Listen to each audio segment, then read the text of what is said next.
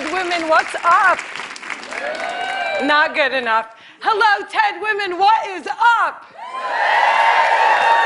My name is Meisoon Zayed, and I am not drunk, but the doctor who delivered me was. He cut my mom 6 different times in 6 different directions, suffocating poor little me in the process. As a result, I have cerebral palsy, which means I shake all the time. Look. It's exhausting. I'm like Shakira meets Muhammad Ali. CP is not genetic. It's not a birth defect. You can't catch it. No one put a curse on my mother's uterus, and I didn't get it because my parents are first cousins, which they are. It only happens from accidents, like what happened to me on my birthday. Now, I must warn you, I'm not inspirational.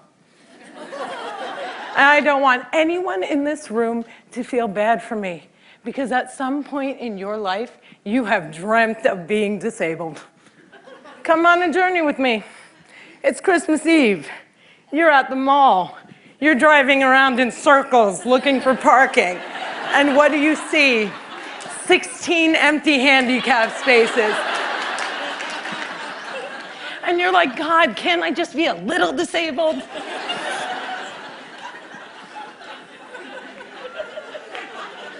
Also, I gotta tell you, I got 99 problems and palsy is just one. If there was an oppression Olympics, I would win the gold medal. I'm Palestinian, Muslim, I'm female, I'm disabled, and I live in New Jersey.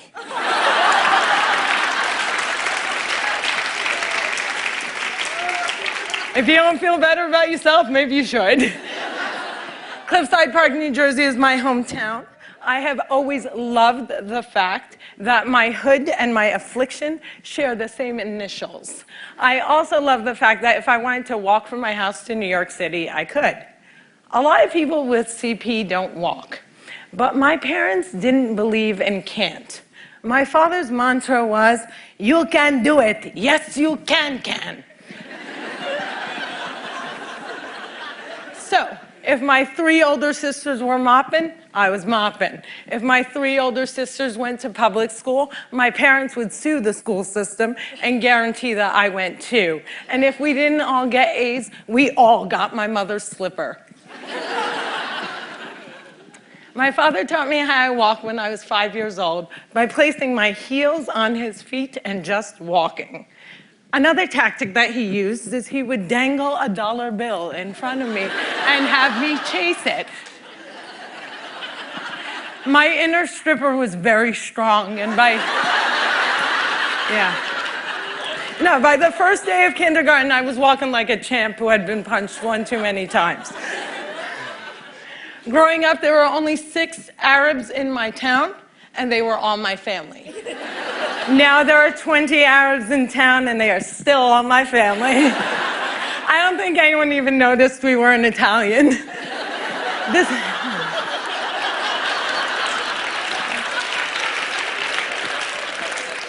This was before 9/11 and before politicians thought it was appropriate to use "I hate Muslims" as a campaign slogan. The people that I grew up with had no problem with my faith.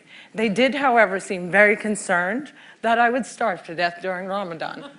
I would explain to them that I have enough fat to live off of for 3 whole months, so fasting from sunrise to sunset is a piece of cake. I have tap danced on Broadway. Yeah, on Broadway. It's crazy. My parents couldn't afford physical therapy, so they sent me to dancing school. I learned how to dance in heels, which means I can walk in heels. And I'm from Jersey, and we are really concerned with being chic. So if my friends wore heels, so did I. And when my friends went and spent their summer vacations on the Jersey Shore, I did not.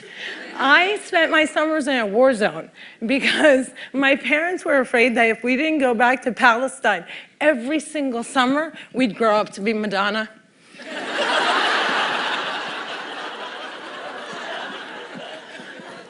Summer vacations often consisted of my father trying to heal me. So I drank deer's milk, I had hot cups on my back, I was dunked in the Dead Sea, and I remember the water burning my eyes and thinking, it's working, it's working. But one miracle cure we did find was yoga. I have to tell you, it's very boring. But before I did yoga, I was a stand-up comedian who can't stand up. And now I can stand on my head. My parents reinforced this notion that I could do anything, that no dream was impossible. And my dream was to be on the daytime soap opera General Hospital. I went to college during affirmative action and got a sweet scholarship to ASU, Arizona State University, because I fit every single quota. I was like the pet lemur of the theater department. Everybody loved me. I did all the less than intelligent kids' homework. I got A's in all of my classes, A's in all of their classes. Every time I did a scene from The Glass Menagerie, my professors would weep. But I never got cast. Finally, my senior year, ASU decided to do a show called They Dance Real Slow in Jackson. It's a play about a girl with CP. I was a girl with CP. So I start shouting from the rooftops, I'm finally gonna get a part. I have cerebral palsy. Free at last, free at last. Thank God almighty I'm free at last. I didn't get the part. Sherry Brown got the part. I went racing to the head of the theater department, crying hysterically like someone shot my cat, to ask her why. And she said it was because they didn't think I could do the stunts. I said, excuse me, if I can't do the stunts, neither can the character.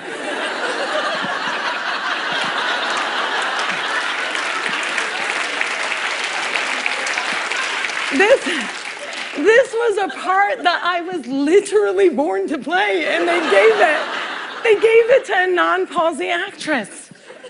College was imitating life. Hollywood has a sordid history of casting able-bodied actors to play disabled on screen. Upon graduating, I moved back home, and my first acting gig was as an extra on a daytime soap opera. My dream was coming true, and I knew that I would be promoted from diner to wacky best friend in no time. But instead, I remained a glorified piece of furniture that you could only recognize from the back of my head. And it became clear to me that casting directors didn't hire fluffy ethnic disabled actors. They only hired perfect people, but there were exceptions to the rule. I grew up watching Whoopi Goldberg, Roseanne Barr, Ellen, and all these women had one thing in common. They were comedians. So I became a comic.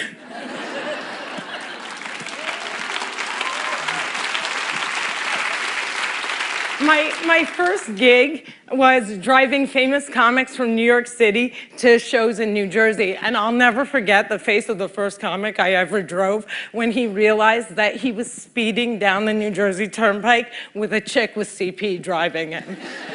I performed in clubs all over America, and I've also performed in Arabic in the Middle East, uncensored and uncovered. Some people say I'm the first stand-up comic in the Arab world. I never like to claim first, but I do know that they never heard that nasty little rumor that women aren't funny and they find us hysterical. In 2003, my brother from another mother and father, Dean Obidallah, and I started the New York Arab American Comedy Festival, now in its 10th year. Our goal was to change the negative image of Arab Americans in media, while also reminding casting directors that South Asian and Arab are not synonymous.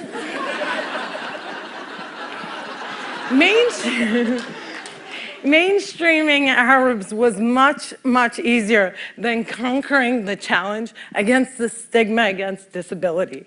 My big break came in 2010. I was invited to be a guest on the cable news show Countdown with Keith Olbermann.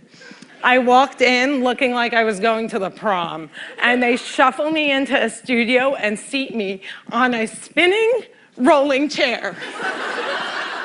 So I looked at the stage manager and I'm like, excuse me, can I have another chair? And she looked at me and she went, 5, 4, 3, 2, and we were live, right? So I had to grip onto the anchor's desk so that I wouldn't roll off the screen during the segment.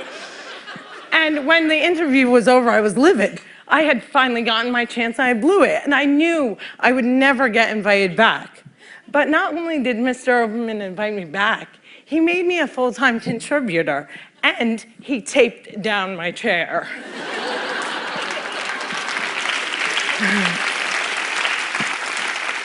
One fun fact I learned while on the air with Keith Olbermann was that humans on the internet are scumbags.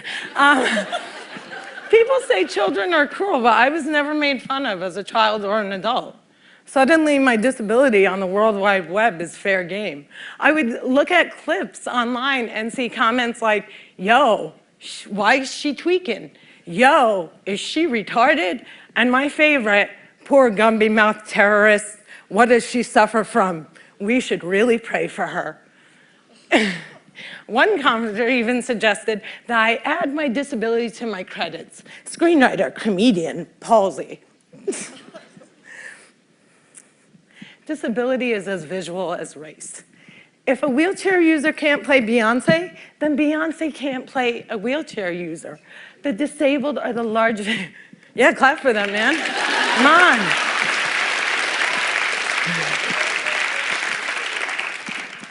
People with disabilities are the largest minority in the world, and we are the most underrepresented in entertainment. The doctor said that I wouldn't walk, but I am here in front of you. However, if I grew up with social media, I don't think I would be.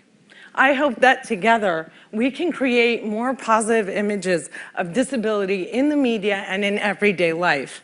Perhaps if there were more positive images, it would foster less hate on the internet. Or maybe not.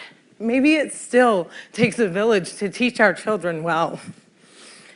My crooked journey has taken me to some very spectacular places. I got to walk the red carpet, flanked by soap diva Susan Lucci and the iconic Lorraine Arbus. I got to act in a movie with Adam Sandler and work with my idol, the amazing Dave Matthews. I toured the world as a headliner on Arabs Gone Wild. I was a delegate representing the great state of New Jersey at the 2008 DNC, and I founded Meson's Kids, a charity that hopes to give Palestinian refugee children a sliver of the chance my parents gave me. But the one moment that stands out the most was when I got, before this moment,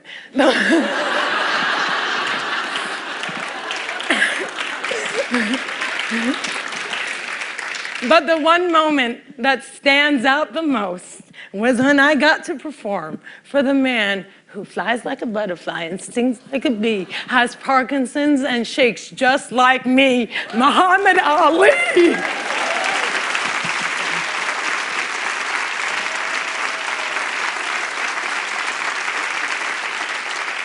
It was the only time that my father ever saw me perform live, and I dedicate this talk to his memory. Allah yarhamak yaba.